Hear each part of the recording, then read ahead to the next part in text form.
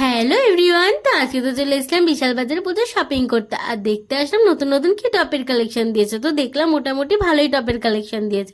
তারপরে এখানে আমি আমার জন্য কিছু টি শার্ট দেখে নিচ্ছিলাম, আর টি শার্টগুলো কিন্তু খুবই সুন্দর ছিল, আর টি শার্টের কালারগুলো কিন্তু খুব সুন্দর ছিল। তারপরে তো দেখছিলাম কিছু টপ, আর টপ দেখতে দেখতে না আমার দুটো টপ খুব পছন্দ হয়ে গেছিলো, তাই আমি আমার জন্য কিন্তু এই দুটো টপ নিয়ে নিয়েছিলাম।